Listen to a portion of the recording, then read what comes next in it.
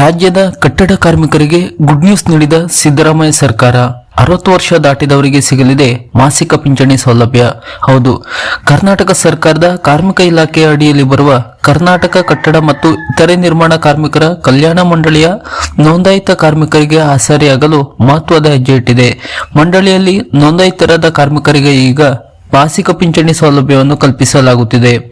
ಮಂಡಳಿಯಿಂದ ನೋಂದಾಯಿತರಾದ ಕಾರ್ಮಿಕರು 60 ವರ್ಷ ವಯಸ್ಸನ್ನು ಪೂರೈಸಿದ ನಂತರ ಈ ಮಾಸಿಕ ಪಿಂಚಣಿಯನ್ನು ಪಡೆಯಲು ಅರ್ಹರಾಗಿರುತ್ತಾರೆ.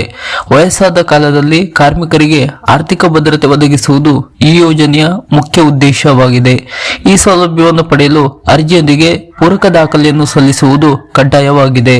ಮೊದಲನೇದಾಗಿ ಗುರುತಿನ ಚೀಟಿ. ಮಂಡಳಿಯಿಂದ ನೀಡಲಾದ ಅಧಿಕೃತ ಗುರುತಿನ ಚೀಟಿ ನೀಡಬೇಕಾಗಿದೆ.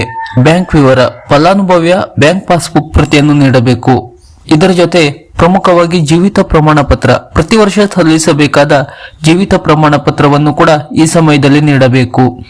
ಗುರುತಿನ ಪುರಾವೆ, ರೇಷನ್ ಕಾರ್ಡ್ ಮತ್ತು ಆಧಾರ್ ಕಾರ್ಡ್ ಪ್ರತಿ, ದೃಢೀಕರಣ ಪತ್ರ, ಉದ್ಯೋಗ ದೃಢೀಕರಣ ಪತ್ರ ಮತ್ತು ಸ್ವಯಂ ದೃಢೀಕರಣ ಪತ್ರವನ್ನು ಕೂಡ ಇದಕ್ಕಾಗಿ ನೀಡಬೇಕಾಗುತ್ತದೆ. ಕಾರ್ಮಿಕರು ಈ ಬಗ್ಗೆ ಹೆಚ್ಚಿನ ಮಾಹಿತಿಗಾಗಿ ಅಥವಾ ಸಹಾಯಕ್ಕಾಗಿ ಕಾರ್ಮಿಕ ಸಹಾಯವಾಣಿ ಸಂಖ್ಯೆ 155-214 ಸಂಪರ್ಕಿಸಬಹುದಾಗಿದೆ. ಅಲ್ಲದೆ ಮಂಡಳಿಯ ಅಧಿಕೃತ ಸಾಮಾಜಿಕ ಜಾಲತಾಣಗಳಲ್ಲೂ ಕೂಡ ಈ ಬಗ್ಗೆ ಹೆಚ್ಚಿನ ಮಾಹಿತಿಗಾಗಿ ಸಂಪರ್ಕಿಸಬಹುದು. ಈ ಮಾಸಿಕ ಪಿಂಚಣಿಯು 60 ವರ್ಷ ದಾಟಿದ ಕಟ್ಟಡ ಕಾರ್ಮಿಕರಿಗೆ ಮಾತ್ರ ದೊರೆಯಲಿದೆ. ಅಗತ್ಯ ದಾಖಲೆಗಳನ್ನು ನೀಡಿ ಅರ್ಜಿ ಸಲ್ಲಿಸಿ ಮಾಸಿಕ ಪಿಂಚಣಿಯನ್ನು ಪಡೆಯಬಹುದು.